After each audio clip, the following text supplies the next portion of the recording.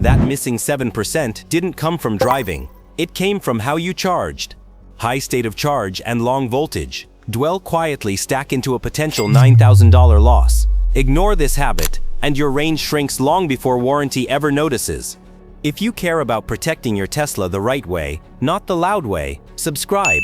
Mistake number 7. Charging to 100% every day.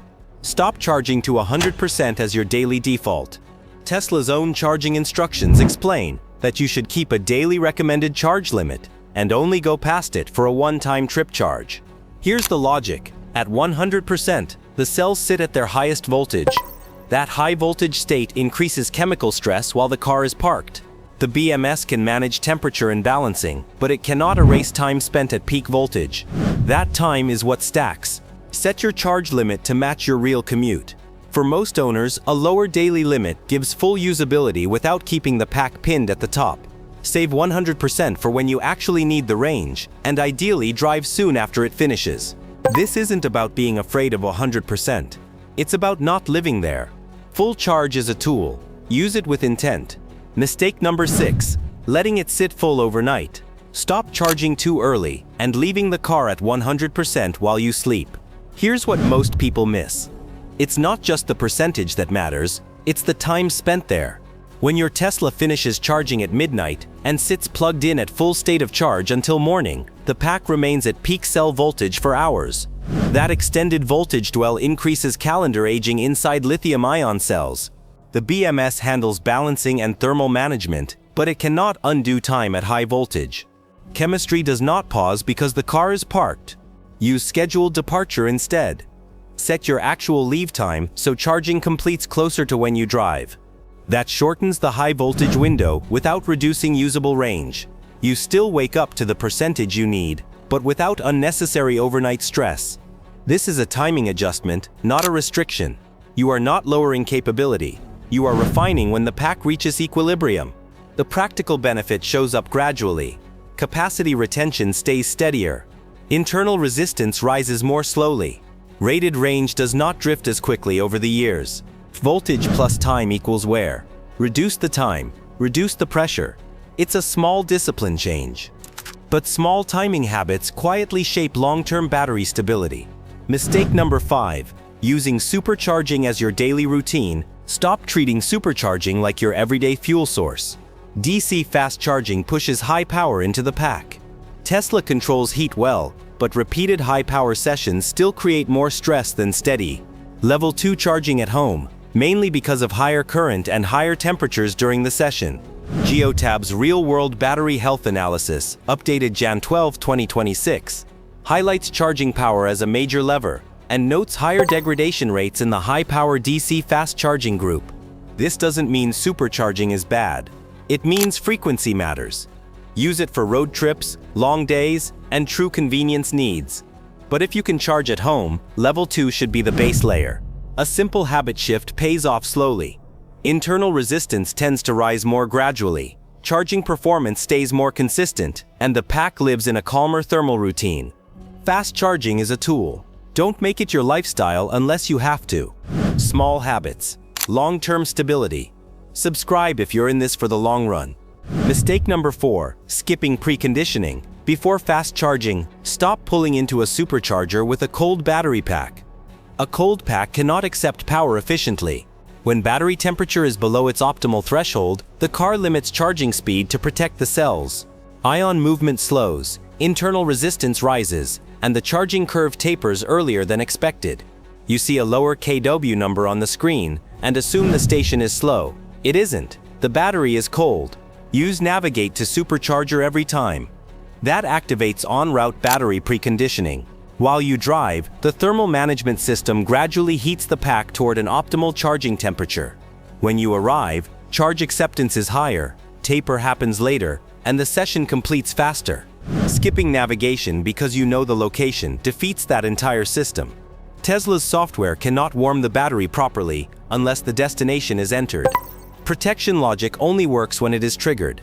The practical benefit is obvious. Shorter wait times, more consistent charging speeds, less time sitting at the stall watching the number crawl. The long-term benefit is quieter.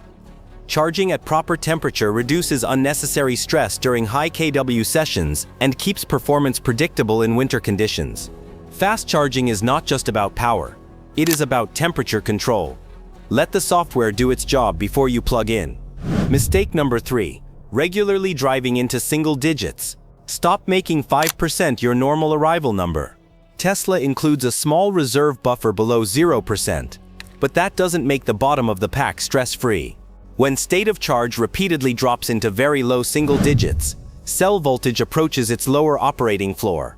At that point, internal resistance rises and the pack experiences more strain than it does in the mid-range. One deep discharge won't harm the battery. Turning it into a habit is where wear accumulates. Plan your drives so you arrive closer to 15% or 20% instead of 3% or 4%. Use Trip Planner and the Energy app to keep a reasonable buffer that keeps the battery operating in a healthier voltage band during daily use. The benefit is subtle, but real. Range estimates stay steadier. Acceleration feels more consistent. Charging sessions begin without repeated bottom-end stress. Occasionally using the full gauge is normal.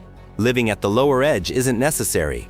Low voltage plus repetition equals gradual wear. Keep a margin, and the pack stays composed long-term. Mistake number 2. Ignoring software updates. Stop postponing Tesla software updates. Your Tesla evolves through over-the-air updates. These aren't just feature drops. They refine BMS logic, adjust charging behavior, improve thermal management, and recalibrate range estimates.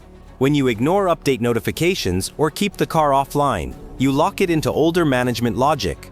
That can mean less accurate range calculations, outdated charge taper behavior, or missed optimizations in standby energy use. Tesla continuously fine-tunes how the battery is managed. Small changes to temperature thresholds and cell balancing routines help maintain efficiency and consistency over time. But those improvements only apply if the update is installed. Keep the car connected to Wi-Fi at home. Install updates within a reasonable window instead of delaying them. The benefit is smoother, more predictable behavior. Charging stays aligned with current software tuning. Range estimates remain more accurate. Software is not separate from battery health. It shapes how the pack is managed every day. Treat updates as maintenance, not optional extras. Mistake number 1. Following generic Tesla advice without context. Stop copying charging rules from other Tesla owners without checking your own configuration. Not all Teslas behave the same. A Model 3 with an LFP battery does not follow the exact same charging guidance as a long-range Model Y with NCA chemistry. The voltage curve, usable capacity window, and daily charge recommendations differ. Tesla even recommends 100% regular charging for certain LFP packs to maintain calibration accuracy. When owners apply blanket advice, never charge above 80% or always stay between 20 and 80%, they may be misapplying rules designed for a different battery type or software version. Confirm your battery chemistry. Check your owner's manual. Understand whether your pack benefits from occasional full charges for calibration. The BMS learns and adjusts over time, but it depends on correct usage patterns. The practical benefit is precision. Your range estimates remain accurate. Your charge limits align with your actual hardware. You avoid unnecessary restriction or unintended stress. The long-term benefit is consistency. Correct charging behavior preserves usable capacity without sacrificing practicality. Tesla ownership is not about copying forum wisdom. It is about applying the right rule to the right battery. Context determines what is optimal. Always verify before you adopt. Final thought: consistency over intensity. Stop looking for extreme tricks. Focus on consistent control. Tesla ownership is not about obsessing over every percentage point. It is about managing voltage, temperature, and timing with discipline. Keep your state of charge in a sensible window. Let charging finish close to departure. Use supercharging with intent, not routine. Precondition when it matters. Install updates. Know your battery. None of these habits are dramatic. That's the point. Battery degradation rarely comes from one catastrophic event. It comes from small patterns repeated for years. Reduce time at high voltage. Avoid living at the bottom edge. Keep software current. Work with the BMS, not against it. Do that, and range stays steady. Charging remains predictable. Resale value holds firmer. Tesla rewards informed ownership. Quiet discipline beats occasional perfection. If you value no-fluff Tesla mastery, subscribe and stay sharp.